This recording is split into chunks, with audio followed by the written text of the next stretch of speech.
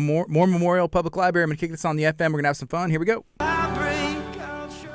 Good morning. It's KHEA Radio 99.5 FM. It's Kickstart. My name is Gardy. I have a guest that's hanging out in studio. We're going to be talking about some local events and things that you need to know about going on in the community. Good morning. How you doing? Hey, everybody. I'm doing great. If somebody hasn't met you before, introduce yourself and then let them know where you come from. Sure. My name is Paloma Lenz, and I'm a librarian at Moore Memorial Public Library in Texas City. If somebody hasn't been to the library before, why should they go and where is it at? There's so many reasons why you should come to the library. Number one, if you don't have a library card or you haven't visited us since 2019, you need to come in because we have a brand new interior. We are located at 1701 9th Avenue North in Texas City. All right. And it is really nice.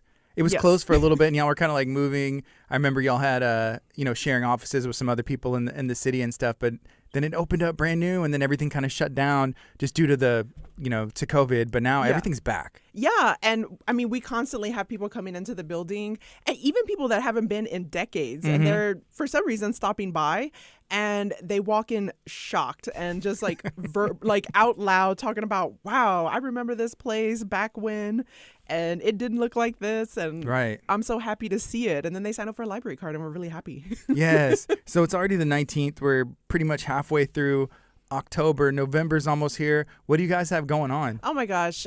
So we have so many things going on. We're really looking forward on November 5th. That's a Saturday. The Friends of the Library are hosting a used book sale. And so that's going to be items from our collection that have been removed to make space for newer stuff. And then we put those up for sale, and the public can come in and buy paperback and hardbacks for like 50 cents, $1. We're also going to have DVDs and magic cards. All right. About how many books do y'all, or I guess other items as well, do y'all normally have for sale in these events? Oh, I want to say hundreds. Yeah, because we also get donations. People a lot of times don't know what to do with their books. They're moving houses, they're downsizing, and people just hate to throw books away, right? And so they call the library and say, hey, we've got books. Can we bring them by? And we always say yes. We always try to find a home for them. And if we can't find a home for them, then we'll find a craft for them or something. But we'll take donations. We'll try to sell them through the Friends book sale. We have some shelves set up in the library. And if we can't do that, we'll try to donate them to organizations in the community as well. I was going to say, so my wife, we were cleaning out a room in our house, and there was a bookshelf, and there was college textbooks. And my wife texted me one day, do you want your college textbooks? And I'm like, no, but I don't want to throw them away, So I think she took hers to, it was like half-price books, or they maybe gave her like, oh, here's $2 for, there was hundreds of dollars, if not thousands of dollars of textbooks. But it's like, I'm not going to throw them away. But, if someone else can use them or they're interested, or I don't know, they probably don't use those anymore in the curriculum. But either way, you can't throw those books away, right? It's so hard, right? And for me, when I'm cleaning, I'm just like, if I haven't looked at it in years, just get it out, get it out. But yeah, those textbooks, they run you some money. Yeah. For nonfiction, we're a little bit more strict with what we accept. We won't accept anything older than 5 years. Okay. Yeah, and probably not your college textbook. Yeah, nobody wants these. Like, they were top of the line at one point, and hundreds of dollars, for this one book. I'm the same way with clothes too. I can't throw clothes away. It's like, this was my shirt in junior high, or like my 5th grade, I read all the Bluebonnet books. I read all 20 Bluebonnet books in the 3rd, 4th, and 5th grade, and these aren't going anywhere. Yeah, it does not fit me. No way, but.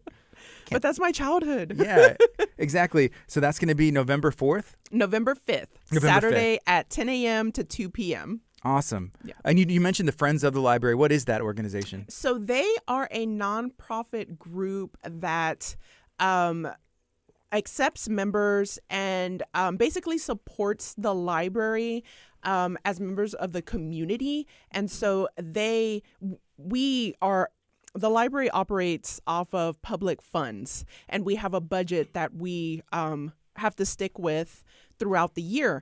And the friends help us purchase new or special items. They sponsor programs. If we have someone that we want to bring to the library that doesn't fit into our programming budget, we can ask the friends to help us out with things like that. And so they're really there to support the library in our mission, which is to be a part of the community, to engage the community and uplift community members in with special programming and things like that. It sounds like it's like a booster club, which you see for like the local high school sports, but for the community, for the library. Yeah, yeah. And anyone can be a friend of the library. They've got different tiers of memberships. So when you come to the book sale, or even if you come by any day, you can ask about becoming a friend of the library. And the memberships range in price from $10 to $1,000, just depending on what type of membership you want to have. All right. Okay. So again, November 5th, the Friends of the Library are helping put together this.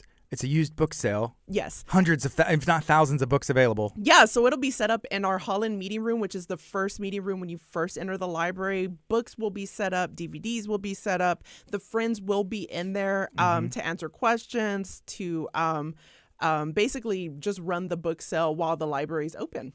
Okay, awesome. Yeah. So that's going to be that first Saturday. Yes, in November. I think. Okay. So what do we have? Is there anything going on from now till November? Oh my gosh.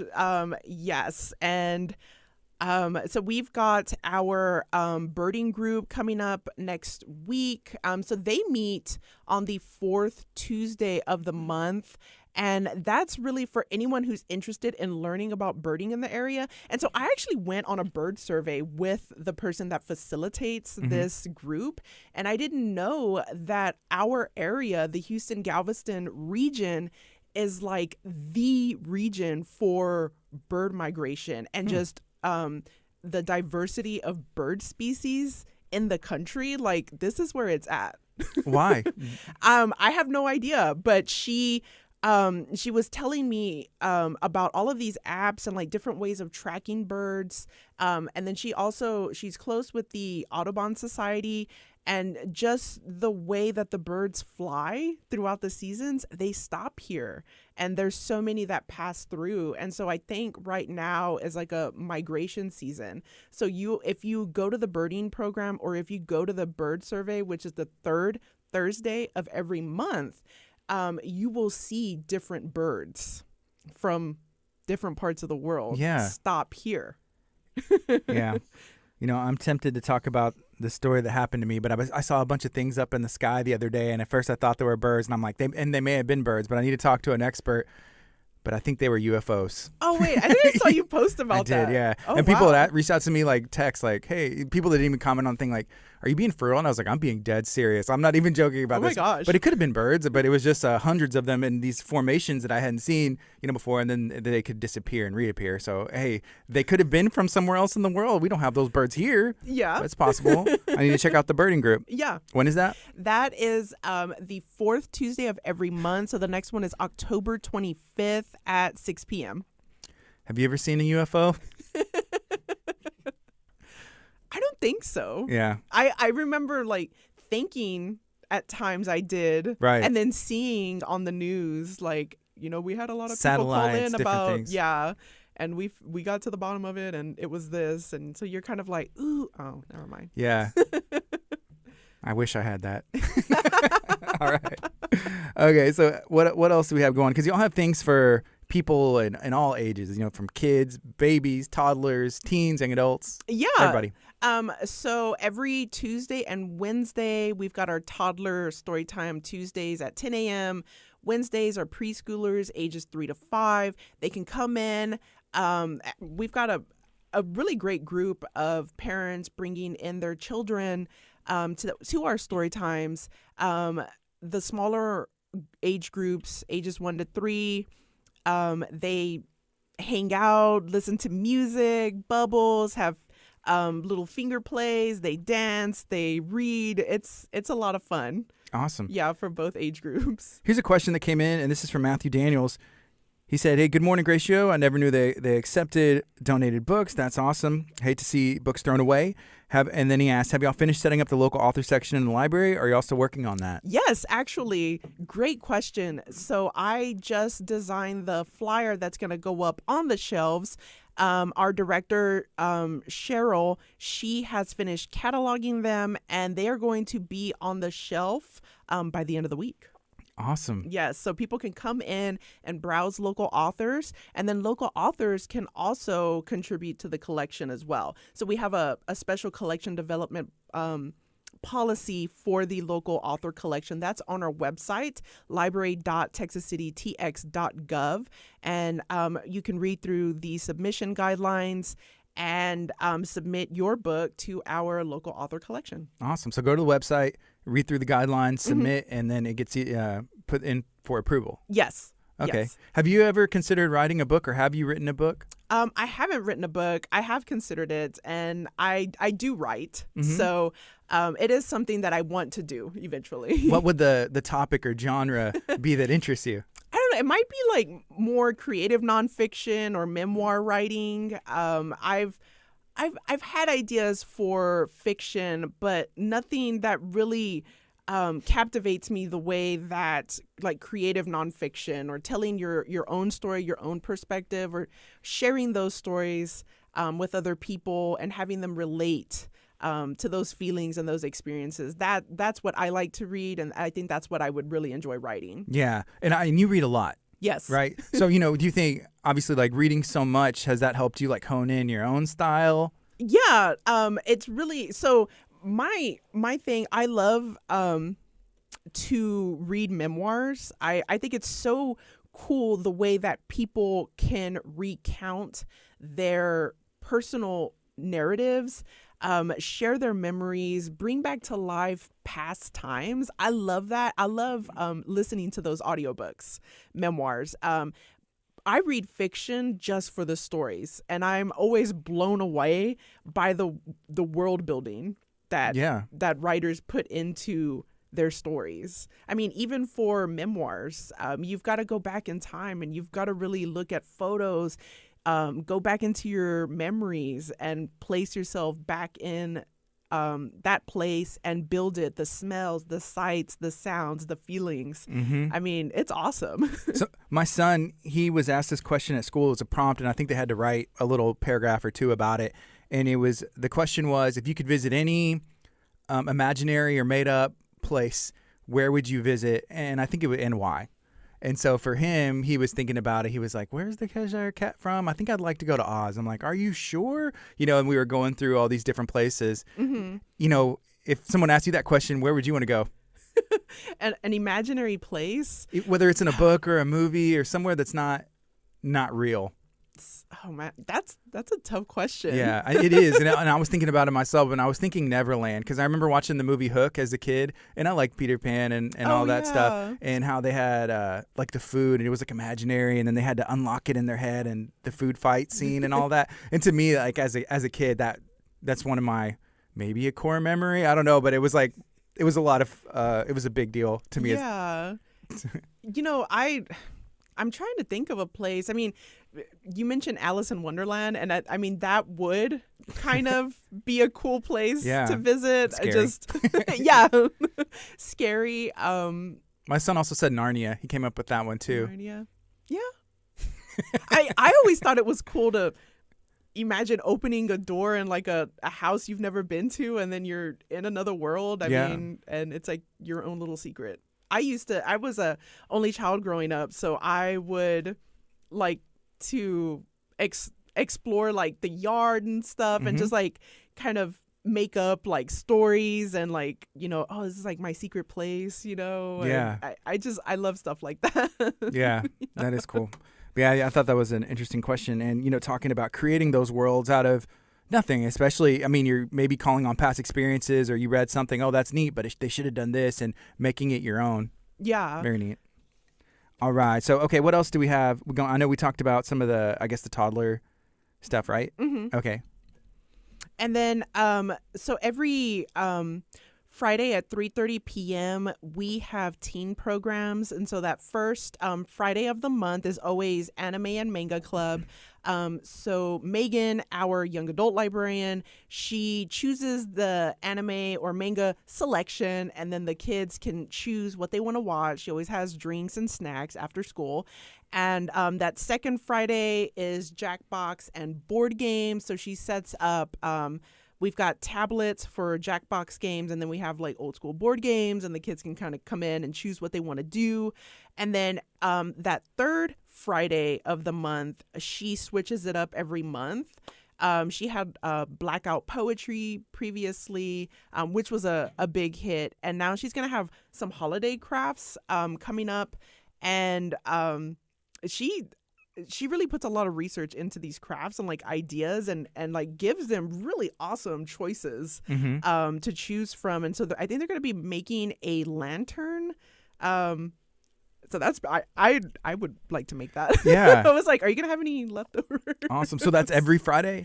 Yeah. So the first, second, and third Friday of the month is teen programs at 3:30 p.m. So what was the poetry that y'all had done previously? What was that? Oh yeah. So books that were removed from the collection that were part of the book sale.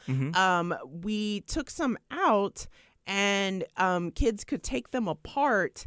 And you basically build a poem from words that already exist on a page, and you black out the rest. Okay. And so you just see like little chunks of text, but then everything is colored out with like a black marker or whatever you want to block it out with. So it kind of makes it like it's like art. I mean, I know poetry is a form of art and expression, but then it is like it's a physical version of art as well. Yeah. So a lot of times, like, poets, the way that they place words on a page or lines on a page has a lot to do with the way that they want the poem to flow and present itself visually before you even jump into the words itself.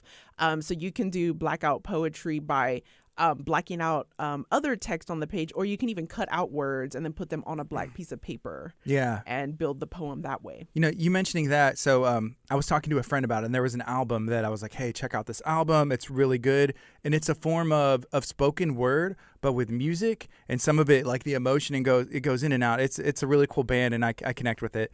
And I was like, hey, check this out. So they started listening to it on shuffle.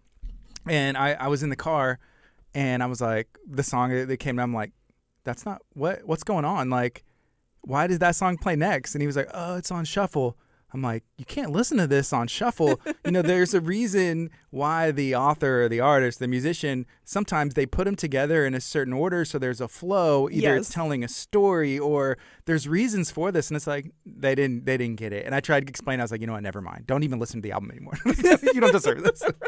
But yeah, there is like the way that it's placed, you know, whether that's in poetry and writing, a book, art, sometimes music as well. There's a purpose. Yes. At times. You need to listen to it or read it in this way. Especially the spoken word. I was like, it's a story. You know, it's literally a story. So. He was just vibing to it. Yeah, just vibing. And it's good too, but it's just like, come on.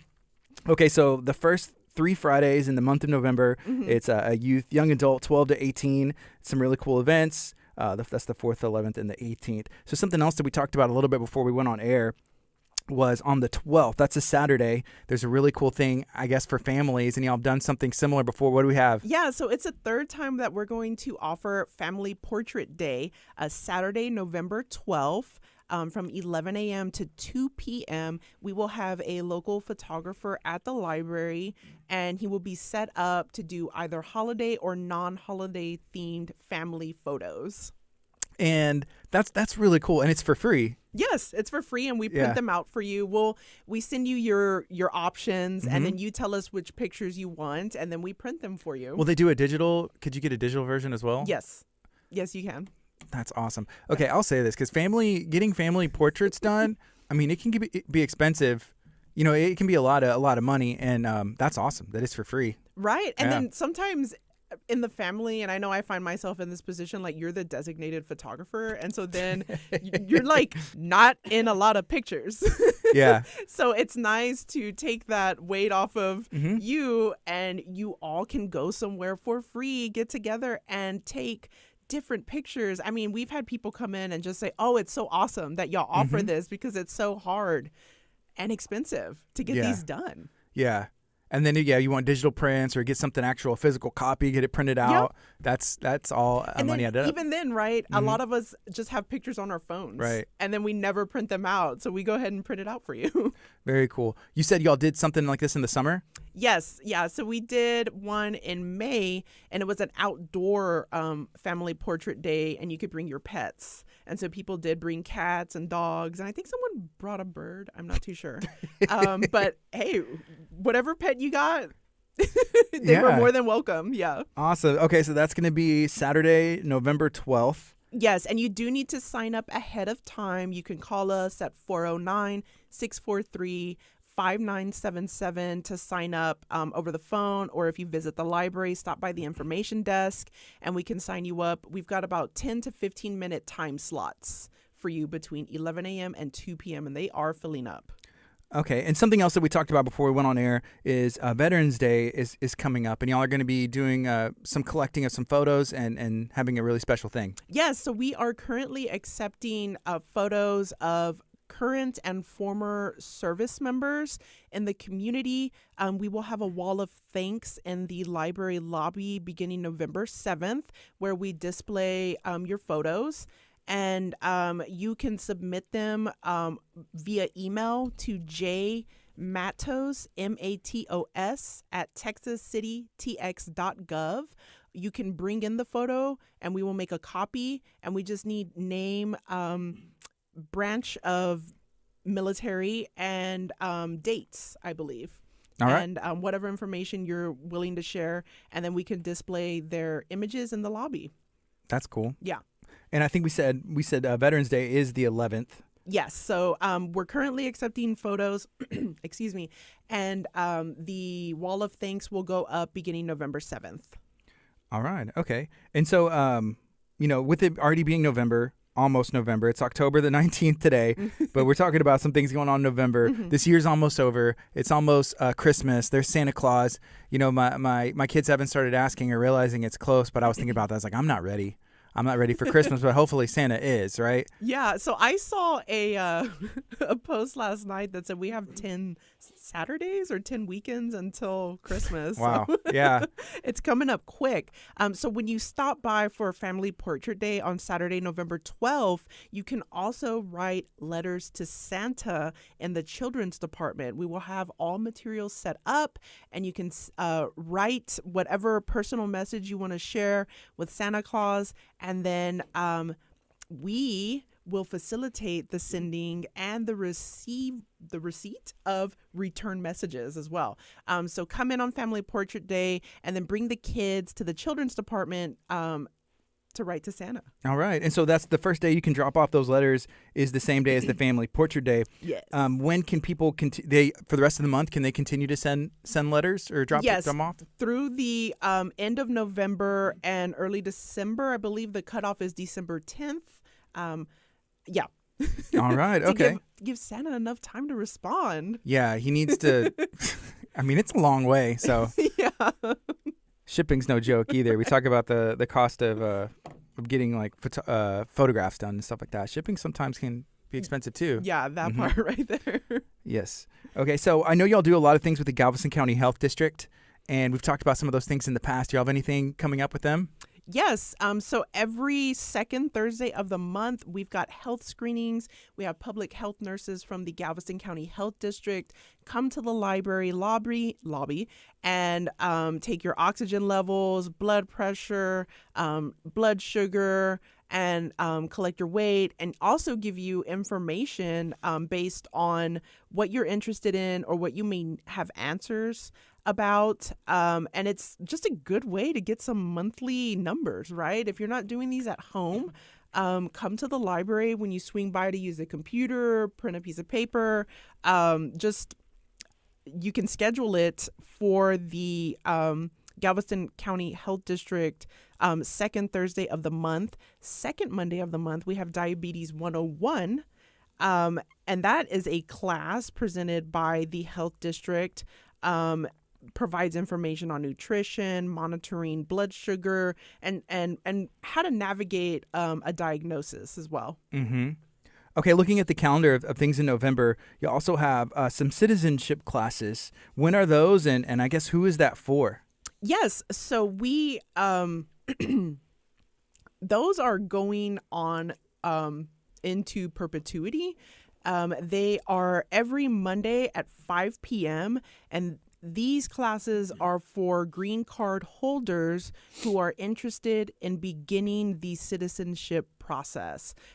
We have someone from Ser y Hacer group who facilitates that class. And they also have people who come in from USCIS, Customs and Immigration Service, to do mock interviews and provide information for you based on what you have questions about. See, I don't know much about, I guess, that process, but whenever they do ask the questions, are they just, what are they asking? What do you mean? What questions? You said like the mock interviews and stuff like that. Well, I said mock interviews. I mean the test. It's right? like a test. Yeah, okay. That citizenship test. And we also have those materials available for you to check out at our Citizenship Corner, which is located in the library next to the information desk. We've got kits, preparation kits for people going through this process, what to expect, what paperwork you need to have, how to fill out the application, and then how to prepare for that citizenship test, right? And so it's kind of like a U.S. history civics exam. Yeah. That I believe is done orally. Mm-hmm. Yes. So they ask you questions about U.S. history. I can't imagine having to take that test right now, Yeah. I haven't looked at the cards. I've seen some questions, and you've got to prepare, right? You gotta study, for right? any other test. So, mm-hmm. Yeah. But these classes really help to make people comfortable with going through that process. They have people presenting the program in English and in Spanish. And so you can walk in and ask us about it, or you can call 409-888-0062. Magdalena Alvarado is the facilitator, and you can email her at magdaal1@yahoo.com to sign up. All right. So I'm talking to Paloma Lenz with the Moore Memorial Tech City Library, and we were talking about a lot of different things, and I think we kind of went through the entire calendar. One thing that I do notice, so in the month of November is Thanksgiving. So, are y'all going to be closed or having some special hours when it gets closer to that day? Yes. So that week we won't be open Thursday or Friday. And then that Wednesday, normally we're open until 8 p.m. Excuse me. We will be closing at 6. And then we'll be closed all the way through the following Monday. You got any special plans? Nothing other than eat. And I think we're going to make tamales. Yeah. Sounds good to me. Yeah. Yeah. That's awesome. Yeah. Is there anything else you'd like to share? Well, I just hope that people come and visit us. We had a really great turnout in September for Library Card Sign-Up Month. October, we've got programs almost every single day. We've got something for everybody. Even if you don't need to come to the library physically, we've got a lot of online resources you can access through our website, library.texascitytx.gov. We've got a lot of new online resources like research databases. We've got online streaming movies, ebooks, audiobooks, all from your phone or tablet or even computer as well. All right. Yeah. The possibilities are endless. Yeah, that's awesome. Well, I love that y'all have, because I look at a lot of different businesses and industries and the way that the world is going and technology is going, you have to adapt and you have to add new features and how do people communicate or, I don't know. But y'all are doing a great job, I think. Yeah, just providing things that people want for free in a way that there aren't that many barriers to overcome, right? And so we want people, if you can't afford to have all of the streaming subscriptions, then get a library card and you'll have ebooks, audiobooks, which are comparable to Audible, right? And Libro.fm. Those are things you have to pay for. You can get them free through your library. And if it's not us, then it's your public library wherever you are. Go visit them, ask what they have, and you will be blown away by the resources at your disposal. All right. Yeah. Paloma, thank you so much for hanging out today. I appreciate you. Thanks for having me.